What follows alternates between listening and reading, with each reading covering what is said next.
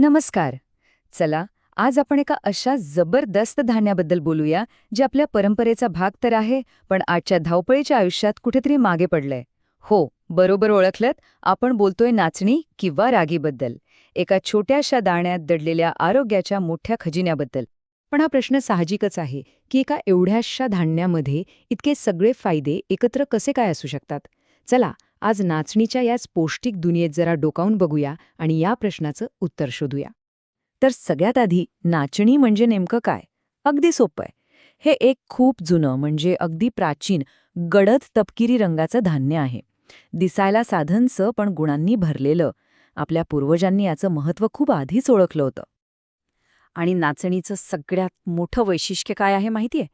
ते म्हणजे ती शरीराला फक्त वरून नाही, तर आतून अगदी मुळापासून मजबूत बनवते.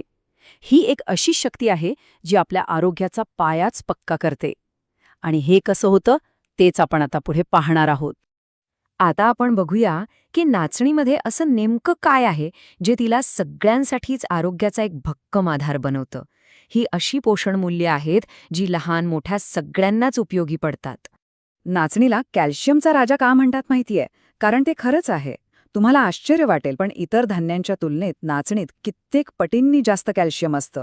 100 ग्रॅम नाचणीमध्ये जवळपास 344 मिलीग्रॅम कॅल्शियम मिळतं. म्हणजे विचार करा, अनेक डेअरी प्रोडक्ट्सपेक्षाही जास्त. म्हणूनच हाडांच्या मजबूतीसाठी आणि सांधेदुखी टाळण्यासाठी हा एक नैसर्गिक खजिनाच आहे. कॅल्शियम झालं, आता वळूया लोहाकडे, म्हणजे आयर्नकडे. नाचणीमध्ये लोहसुद्धा भरपूर प्रमाणात असतं.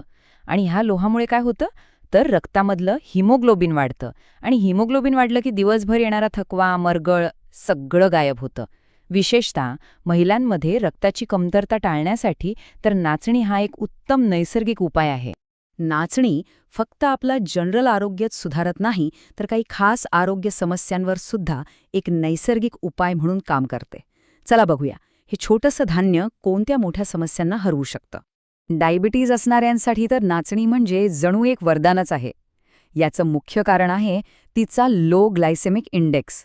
सोप्या भाषेत सांगायचं तर नाचणी खाल्ल्यानंतर रक्तातील साखर हळूहळू वाढते. इतर पदार्थांसारखी एकदम उसळी मारत नाही. त्यामुळे ब्लड शुगर लेवल कंट्रोलमध्ये ठेवायला खूप मदत होते. बरं, ज्यांना वजन नियंत्रणात ठेवायचंय त्यांच्यासाठी नाचणी हा एक नंबर ऑप्शन आहे. का? कारण यात फायबर भरपूर आहे, त्यामुळे थोडंसं खाल्लं तरी पोट भरल्यासारखं वाटतं.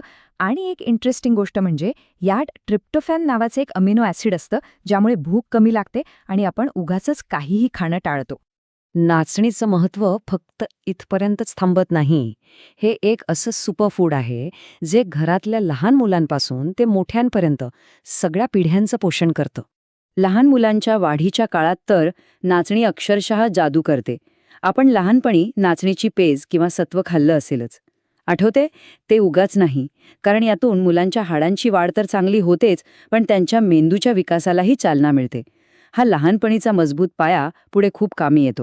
आणि फक्त मुलांसाठीच नाही, तर मातांसाठी, विशेषतः गर्भवती आणि स्तनदा मातांसाठी सुद्धा नाचणी खूपच महत्वाची आहे. ती शरीराला गरजेची ऊर्जा देते आणि होणाऱ्या बाळाच्या आरोग्यासाठी लागणारे महत्वाचे पोषक घटकही पुरवते. इतकंच नाही, तर स्तनदा मातांमध्ये दुधाची निर्मिती वाढवण्यासाठीही नाचणीची मदत होते. आता आरोग्यासोबतच थोडं सौंदर्याबद्दल बोलूया. विश्वास नाही बसणार, पण नाचणी आपल्या त्वचेसाठी आणि केसांसाठी सुद्धा फायदेशीर आहे.